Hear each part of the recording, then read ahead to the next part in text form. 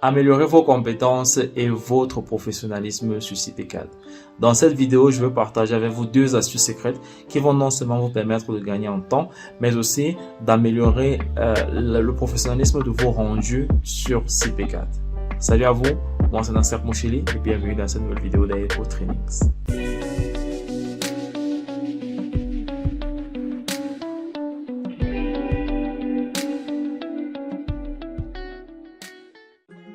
Alors, comme première astuce, je vais vous montrer comment rendre vos notes de calcul beaucoup plus professionnelles en y ajoutant votre logo. Vous savez, vous avez des notes de calcul qui sont génériques avec le logo de CP. Je vais vous montrer à quoi ça ressemble. Alors, je vais dans le récapitulatif, je vais regarder le plus court. D'accord.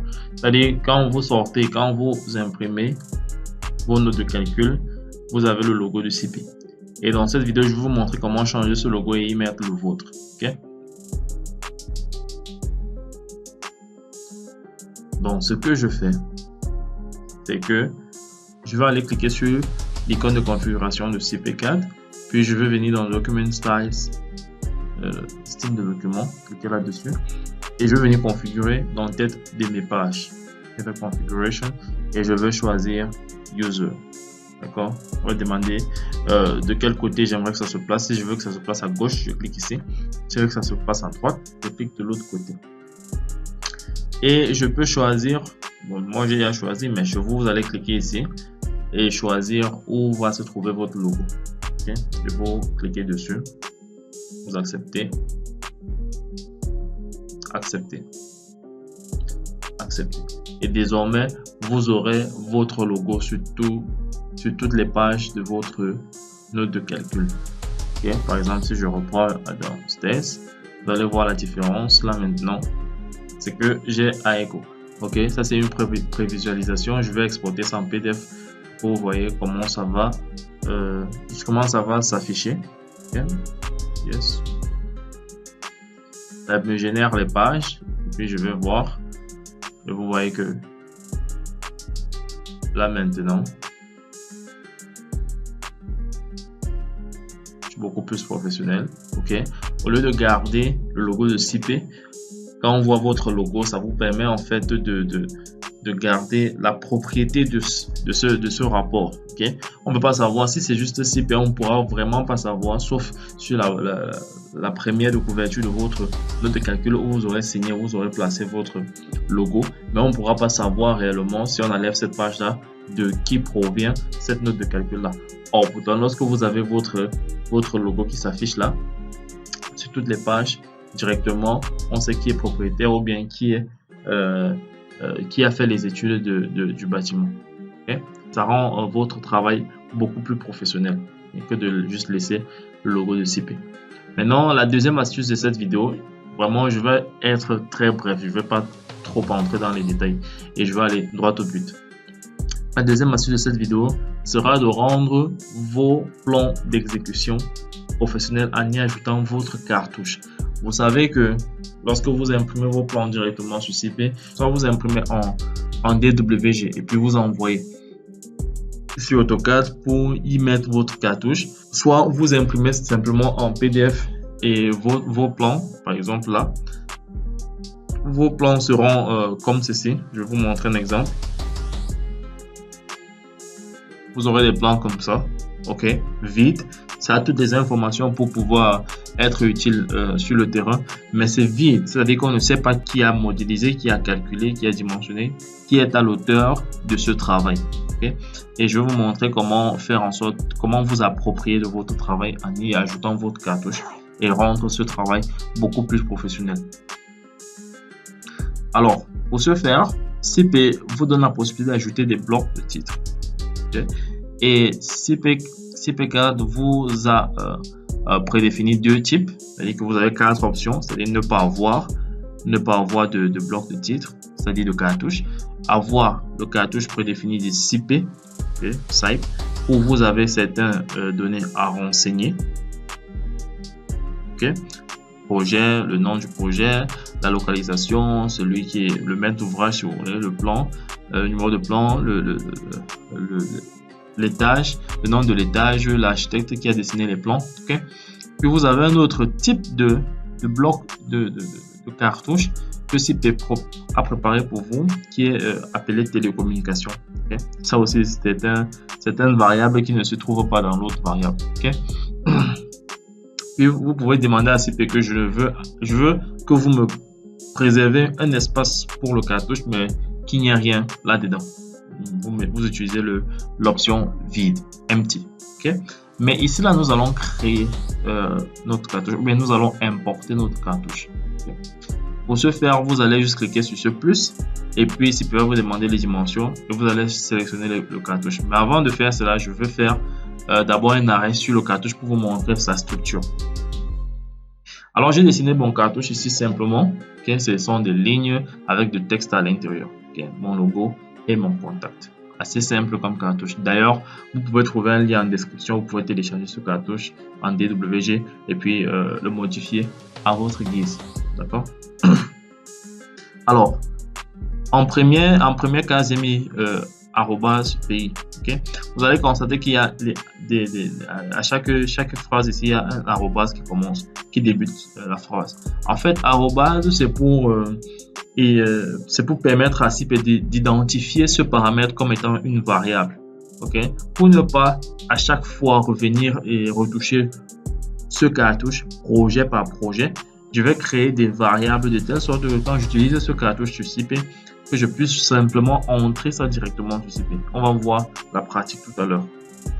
Donc, quand je fais par exemple @pays, CP va comprendre que cette phrase est une variable et donc il devra me demander quoi remplacer à la place du variable pays. Okay? C'est-à-dire concrètement où j'ai mis @pays.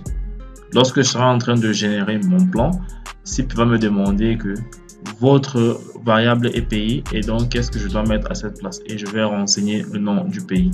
À la place de nom du projet, va renseigner le nom du projet que vous allez entrer lors de l'insertion ou bien lors de la génération de vos plans. Okay? C'est assez simple comme cartouche. Vous avez le pays, vous avez le projet, le maître d'ouvrage, le maître d'œuvre, études réalisées par, numéro de projet, les dates. Ce projet, vous avez votre logo. Je mets le logo directement que vous allez pouvoir modifier sur le template que je vais laisser en description de cette vidéo. Et puis vous avez les contacts aussi que vous pouvez modifier. D'accord? Donc j'enregistre ceci, j'enregistre ce cartouche-ci en DWG, en DXF. Je vais venir, je vais cliquer sur le plus. Je vais nommer ça Aeko. Autre chose importante. Le nom de votre cartouche ne doit pas dépasser 8 caractères. Ça doit être inférieur à 9 caractères. Ceci, je vous parle d'expérience. À chaque fois que vous allez mettre un nom de cartouche qui sera supérieur à 8 caractères, CP va se bloquer. C'est une faille de sécurité dans CPK. C'est quelque chose que j'ai constaté. CPK ne peut pas accepter plus de 8 caractères. Et ils ne vont pas simplement vous demander de changer. Ça va carrément se bloquer. Et vous allez devoir reprendre fermer et reprendre la session. Donc on va laisser ça à Aeko. Okay? Je vais renseigner la largeur et la hauteur de mon cartouche. Ma largeur c'est 60 et la hauteur du cartouche c'est 181 mm. 181 mm. Accepter et je vais chercher le cartouche qui est celui-ci. J'entre. Directement, CP reconnaît mon cartouche et vous voyez le logo, ça apparaît. Accepter. Et je vais venir définir pour chaque périphérique que je vais utiliser pour mon impression. Vous savez qu'il y a plusieurs périphériques d'impression sur CP selon ce que vous avez paramétré. Si vous ne comprenez pas ce que je suis en train de dire, vous pouvez checker ma vidéo sur comment imprimer en PDF et vous allez voir, j'ai parlé des différents périphériques qu'on peut avoir dans CP et à quoi ça renvoie. Donc dans ce cas, je dis à CP que pour mes impressions en DWG, je veux ce cartouche là, Aeko, ok. Et pour mes impressions en PDF, je veux aussi ce cartouche Aeko, ok. Accepter. Alors j'ai coché, ça c'est la liste des plans qu'on a sortis à la fin de la formation Challenge CP4. Vous pouvez toujours avoir le lien de la formation en description. Okay? Je clique dessus, je sélectionne les tâches et je vais cliquer sur accepter. Directement, avant de générer les plans, CIP va me demander de remplir mes variables, okay? Les variables qu'on avait ici. D'accord? Donc, je vais remplir le cabinet d'études. On va remplir AECO. Okay? Le maître d'ouvrage, je vais dire Mochili. Okay? Je vais mettre mon nom. Numéro de projet, disons 12. Le pays, je vais dire République du Cameroun. République du Cameroun. Et travail batterie. Phase de projet, je vais dire APS. Ok. La date, je vais mettre la date d'aujourd'hui. 14/08/2022. Le maître d'œuvre. Le maître d'œuvre, je vais mettre AECO. Ok. Ah, d'accord, je constate que je n'ai pas mis l'entreprise qui réalise les travaux, mais vous pouvez ajouter un peu quand vous allez télécharger le template en description. C'est simple, vous ajoutez juste une autre case et puis vous mettez entreprise et vous mettez arrobase entreprise de réalisation, ok, pour que ça puisse être une variable. Nom du projet, je vais mettre modèle de formation CP4 Pro parce que c'est le modèle que nous avons utilisé, modèle de CP4 Pro. C'est le modèle que nous avons utilisé pour le challenge CP4 en 4 jours. Devenir professionnel sur CP4 en 4 jours. Et puis le nom du plan, c'est le détail de ferraillage. Ou bien le plan de ferraillage. Plan de ferraillage de l'escalier. Et j'accepte. D'accord? CP4 va maintenant me générer mon plan de ferraillage de l'escalier avec mon cartouche. Ok, donc du coup là c'est beaucoup plus professionnel. Je m'approprie de ce plan. À chaque fois qu'on va imprimer le plan, on va savoir que c'est AECO qui a travaillé ce plan. Je n'ai pas besoin de renvoyer ça en DWG pour ajouter mon cartouche. Je peux directement le faire ici là. Et bien sûr, ce cartouche, comme on l'a vu, c'est moi qui définis les dimensions. Okay? C'est moi qui définis les dimensions. Si par exemple vous avez vous devez imprimer peut-être sur un A1 et que bien A0, A1, gros format, et que vous voulez que votre cartouche prenne carrément la dimension d'un A4, c'est assez simple. Vous allez aussi définir le A4, dessiner votre cartouche de sorte que ça prenne sur un A4 et vous allez imprimer. Okay? Plus besoin d'aller sur DWG, sur AutoCAD pour mettre ça, et plus besoin d'imprimer juste un plan aussi vide sans que vous nous montrez votre professionnalisme dans le plan, sans qu'on ne puisse voir ce professionnalisme dans le plan. Okay? Alors là, c'est fini pour cette astuce. J'espère que cette astuce vous a plu. Et si elle vous a plu, n'oubliez pas, abonnez-vous et activez la cloche de notification pour ne rien rater. Ça fait toujours plaisir. Et puis dites-moi en commentaire c'est l'astuce que vous ne connaissez pas. Si vous ne connaissez pas les deux, dites-moi que vous ne connaissez pas les deux.